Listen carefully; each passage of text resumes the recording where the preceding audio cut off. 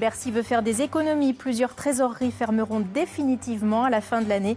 Les usagers devront faire plusieurs kilomètres pour accomplir leur démarche. Exemple dans l'Aisne. Dans les petites communes, les services publics ont du mal à se maintenir. À Tergnier, la perception des impôts va fermer à la fin de l'année. Économie oblige. Sophie Crimon, Rémi Vivenot. Un sentiment d'abandon de plus. Le projet de fermeture de la perception des impôts mobilise tout le conseil municipal. Dans une ville où le taux de chômage est de 16%, c'est encore un service en moins pour une population en difficulté qui vient déjà de subir la fermeture de la CAF. Très clairement, cela suffit pour notre ville et notre bassin d'emploi.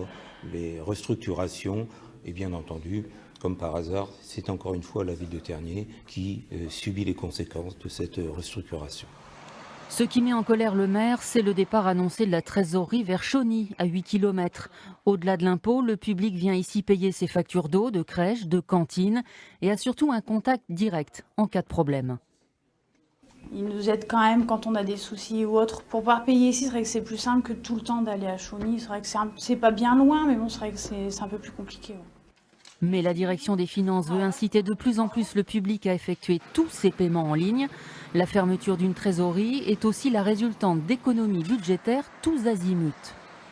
Nous fermons les perceptions à faible effectif pour une raison très simple que tout le monde peut comprendre.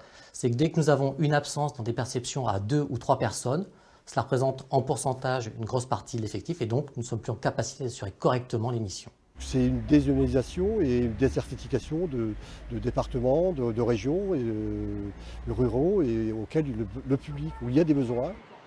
Et ça n'est pas la seule. Les trésoreries de Vermand, Rozoy-sur-Serre et Moï-de-l'Aisne devraient fermer au 1er janvier.